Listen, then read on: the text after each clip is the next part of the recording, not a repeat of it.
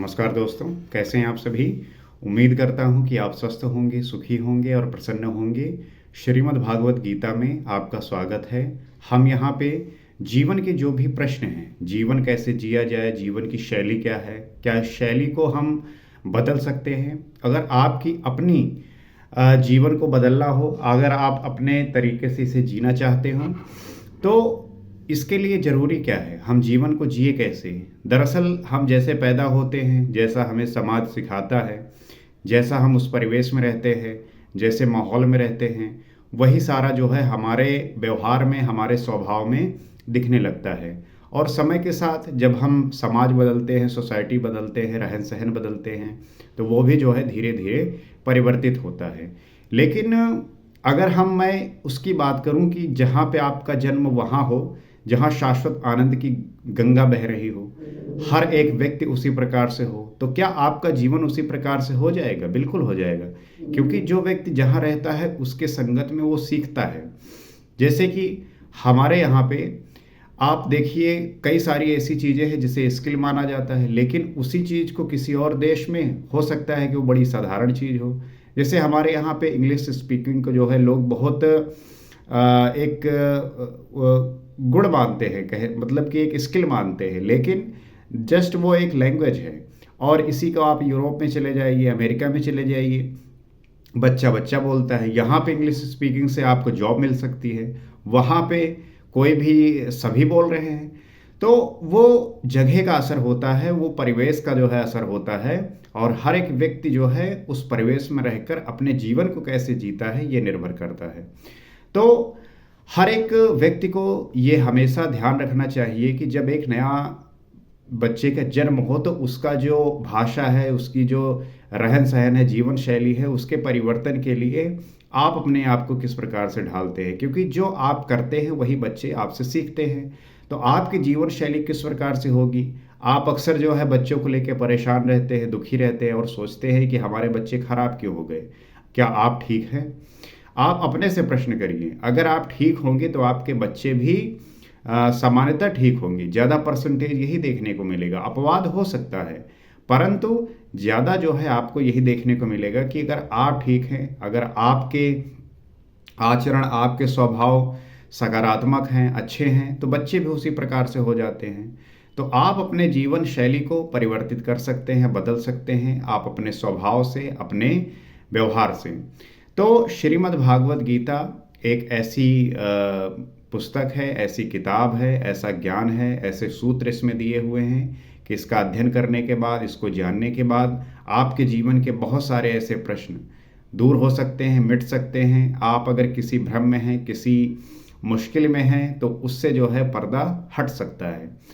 तो उसी सूत्रों की हम चर्चा करते हैं, बात करते हैं, और आपको जो है आमंत्रित करते हैं कि आप भी जो है इससे जुड़िए और जीवन को उस पराकाष्ठा पर लेके जाइए जहाँ पे ईश्वर से भेंट हो सके।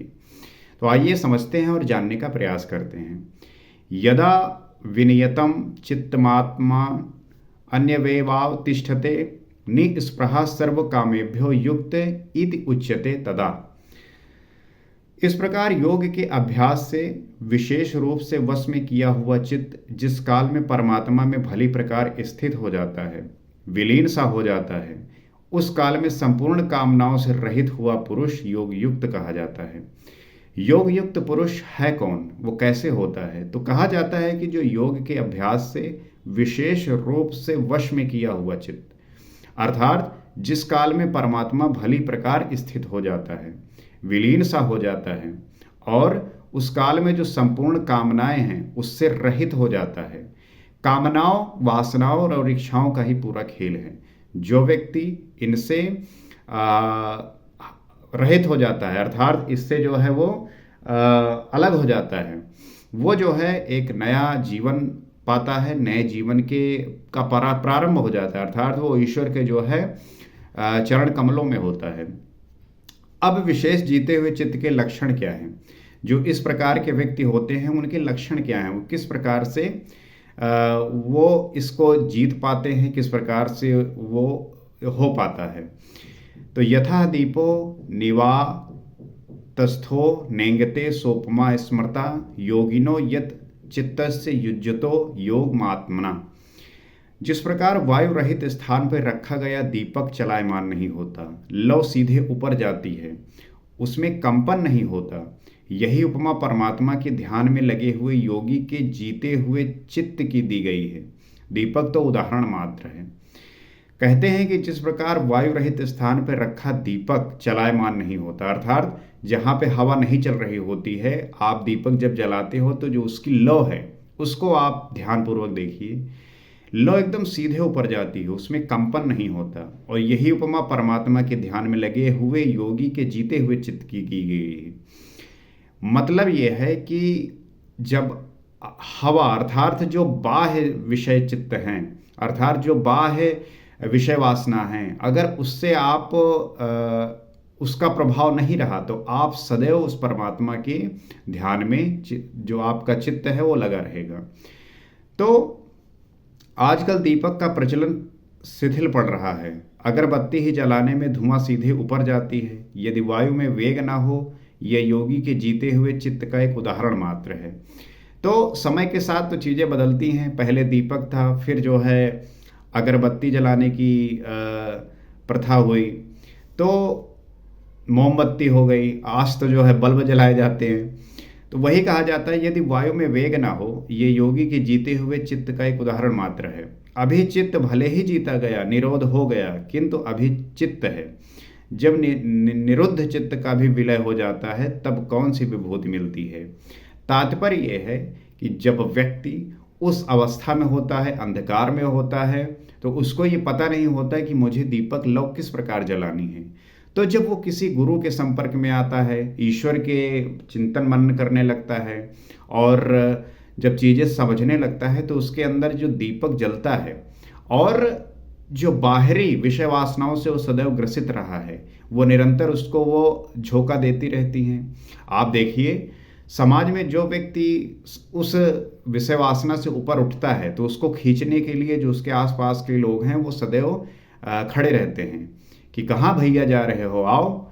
जैसे कि क्या होता है कि जैसे बहुत सारा ऐसा संगत होती है जिसमें आप भी कभी लिप्त थे, लेकिन आपको ज्ञान हुआ। ज्ञान किसी भी क्षण हो सकता है, समझ किसी भी समय आपके अंदर वो आ सकती है। तो जैसे ही वो घटित होता है और फिर उसका कारण ये होता है कि आप उससे फिर अलग होने लगते हैं। जब अलग होने लगते हैं तो जो जिस संगत में आपको नहीं बुलाया जा रहा होता है, आप वहाँ खींच के लिए ले जाया जाता है और उसके परिणाम स्वरूप आप जब उससे अलग होने लगते हैं तो आपको जो है ज़बरदस्ती वहाँ पे बुलाने का प्रयत्न किया जाता है। अगर आप उससे आकर्षित नहीं हुए, उससे आप रहित, उससे अगर आप उसके फ्लो में होके नहीं गए, तो घटित हो गया आपके अंदर। अर्थात आप अब अपना जो रास्ता है वो बनाएंगे और वो रास्ते में वो प्रकाश, वो रास्ता आपको ईश्वर के पथ तक ले जाएगा। तो जैसे होता है, आप दोस्तों के साथ बैठे हुए हैं, आपका जो है संगत रहा है कि उनके साथ आप नशे करे हों, सिगरेट पीते हो, शराब पीते हो, और एक समय आया कि आपके साथ घटित हुआ कि नहीं, अब नहीं करना, अब जो है ईश्वर का गुणगान करना है, भजन करना है, इष्ट चिंतन करना है। तो होता क्या है कि फिर जो है वही दोस्त कहेंगे कि नहीं भाई, ये सब ठीक है। तो इस तरीके से आप होगा क्या कि जब आप अपना रास्ता बनाएंगे, अपना उस अंधकार से प्रकाश की ओर कन्वर्ट होंगे, तब वो अंधकार आपको खींचता है। आपके जो रिश्तेदार होते हैं, पड़ोसी होते हैं, वो भी जो है जब आप कुछ नहीं कर रहे होते हैं तब जो है कहेंगे ही कहेंगे कि भाई कुछ नहीं करते, आप जो है कुछ अच्छा करिए, बेहतर करिए। आप कुछ कर भी रहे होते हैं तो कहेंगे और अच्छा बेहतर करिए। लेकिन जब आपको सफलता मिलने लगती है, आपको परिणाम आपके देखते हैं, तब वो उनके अंदर की जो ईर्ष्या है, उनके अंदर का जो है द्वेष है, वो जलने लगता है। तात्पर्य ये है कि आप अपने उद्देश्य को लेके, अपने गोल को लेके कितने ज़्यादा दृढ़ हैं, कितने ज़्यादा मजबूत हैं, कितनी ज़्यादा आपके अंदर मन की वो क्षमता है जिसको लेके आप आगे बढ़ेंगे, क्योंकि वही मजबूती, वही मन की दृढ़ता आपको आगे ले जाएगी। तो इस प्रकार से हम उन चीज़ों को जो है काट कर और अपने लक्ष्य को प्राप्त कर सकते हैं और ईश्वर को पा सकते हैं। तो इसमें जो है इस प्रकार से हम देखते हैं। आगे कहते हैं, यत्र अपरमते निचित्तम निरुद्धम योग सेवया यत्र चैव आत्मानात्मनं पश्यन् आत्मनि तुष्यति। कहते हैं जिस अवस्था में योग के अभ्यास से निरुद्ध हुआ चित्त भी उपराम हो जाता है, विलीन हो जाता है, मिट जाता है, उस अवस्था में आत्मनः अपने आत्मा के द्वारा आत्मानम परमात्मा को देखता हुआ आत्मनि एवं अपने आत्मा में ही संतुष्ट होता है। इसको आप थोड़ा ध्यान से समझिए कि जिस अवस्था में योग के अभ्यास से निरुद्ध हुआ चित्त, जब आप योग करते हैं तब जो है उससे जो निरुद्ध होता है चित्त, अर्थात जो आपका मन है सदैव विषय वासना के प्रति उसी में लिप्त था, लेकिन उससे फिर वो अलग हुआ, उससे जो है वो हटा, उससे उसका खत्म हुआ, तो वो होता क्या है, विलीन हो जाता है, मिट जाता है। किस अवस्था में? वो जो आपका मन था विलीन होता है, मिट जाता है। किस अवस्था में? अपने आत्मा के द्वारा परमात्मा को देखता हुआ। जब आपको परमात्मा के दर्शन होते हैं, जब आपको खुद का ज्ञान होता है, तो उससे जब आप आत्मा में स्थित हुए तो जो विषय वासना थी, जो शरीर था, जो इंद्रियों से आप जी रहे थे, वो अपने आप समाप्त हो जाता है, विलीन हो जाता है। तो अपने आत्मा में ही संतुष्ट होता है। और जब फिर व्यक्ति उस अवस्था में पहुंचता है तो उसको वो संतुष्टि मिलती है, वो आनंद मिलता है। देखता तो परमात्मा को है, लेकिन संतुष्ट अपने ही आत्मा से होता है। अर्थात ये है कि परमात्मा को देखता है लेकिन संतुष्ट अपने आत्मा से ही होता है वो, क्योंकि अब वो ऐसी स्थिति में है जहाँ पे उसको इस बात का एहसास है कि इस बात को अब मैं समझ सकता हूँ। क्योंकि प्राप्ति काल में तो परमात्मा का साक्षात्कार होता है, किंतु दूसरे ही क्षण वो अपने ही आत्मा को उन शाश्वत ईश्वरीय विभूतियों से ओतप्रोत पाता है। तो प्राप्ति काल में परमात्मा का साक्षात्कार होता है, लेकिन दूसरे ही क्षण वो अपने आत्मा को शाश्वत ईश्वरीय विभूतियों से ओतप्रोत पाता है। अर्थात अब वो घटित हो गया है। जब घटित हो जाता है तो उसी के साथ वो जो है चलायमान हो जाता है, उसी के साथ जीने लगता है, उसी के साथ जो है चीज़ें घटित होने लगती हैं, अर्थात वो उसी का हो जाता है। तो ब्रह्मा अजर अमर शाश्वत अव्यक्त और अमृत स्वरूप है, तो इधर आत्मा ही भी अजर अमर शाश्वत अव्यक्त और अमृत स्वरूप है, अर्थात वो भी ब्रह्मा ही हो जाता है। जिस प्रकार से ब्रह्मा अमर हैं, अजर हैं, अमर हैं, अजर, शाश्वत, अव्यक्त और अमृत स्वरूप हैं, उसी प्रकार आत्मा भी अमर है, अजर है, शाश्वत है, अव्यक्त है और अमृत स्वरूप है। तो उसमें फिर कोई भी भेद नहीं रह जाता, अर्थात अद्वैत का भाव कि कोई दूसरा है ही नहीं, सिर्फ एक एकत्व का भाव आ जाता है। तो है तो किंतु अचिन्त्य भी है। जब तक चित्त और चित्त की लहर है तब तक वो आपके उपभोग के लिए नहीं है। चित्त का निरोध और निरुद्ध चित्त के विलय काल में परमात्मा का साक्षात्कार होता है। तो जब आपके चित्त का निरोध हो जाता है, निरुद्ध चित्त के विलय काल में परमात्मा के आपको जो है दर्शन हो जाते हैं, उसके साक्षात्कार हो जाते हैं। तो दर्शन के ठीक दूसरे क्षण उन्हीं ईश्वरी गुण धर्मों से युक्त अपने ही आत्मा को पाता है। अर्थात दर्शन जैसे हुआ उसी के दूसरे क्षण में जो ईश्वरी गुण धर्म हैं, जो सकारात्मक ऊर्जा होती हैं, जो पॉजिटिव एनर्जी होती हैं, उससे जो युक्त है वो अपने ही आत्मा को पाता है। अर्थात जो ईश्वर के गुण है, जो ईश्वर जिस प्रकार से सर्वज्ञ है, सर्वज्ञानी है, सर्वव्यापी है, उसी प्रकार से आप भी अपने आत्मा को पाते हैं, आप भी जानने लगते हैं, इसलिए वो अपने ही आत्मा में संतुष्ट होता है। तो जो ईश्वर के गुण है वही आप में गुण आ जाते हैं। इसीलिए कहा जाता है कि भैया, आप देखते होंगे संसार में बहुत ऐसे व्यक्ति हैं जिन्हें कहा जाता है कि भगवान के अवतार हैं, भगवान स्वरूप हैं, आप उनके दर्शन कर लीजिए तो आपको जो है वैसा ही फल मिलेगा। तो वही होता है कि वो शरीर रूप में यहाँ थे, उन्होंने वो योग किया, उन्होंने वो प्राप्त किया और आज उनकी वाणी में वही ईश्वरीय वाणी प्रवाहित हो रही है, वही जो है बह रही है। तो वही कहा जाता है कि जितना हो सके उनकी वाणी को समझ लीजिए, उनके कहे हुए बातों को जान लीजिए, इससे जो है आपको वो प्राप्त होगा, वो जान पाएंगे आप।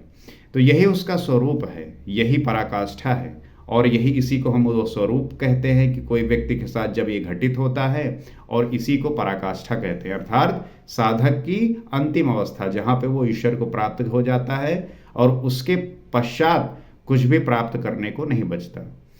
तो तात्पर्य यही है कि व्यक्ति को सदैव साधक बनते हुए, नित्य चिंतन करते हुए और सांसारिक जीवन के जो विषय वासनाएं हैं उससे रहित होकर ईश्वर के जो गुणधर्म हैं उसी में वो विलीन हो जाएगा, उसी में वो प्राप्त हो जाएगा, वही हो जाएगा।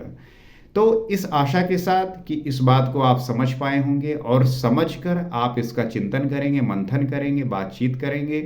बातचीत इस सेंस में कि आपको इसका ज्ञान हो, समझ हो, और आपसे मैं यही उम्मीद करूंगा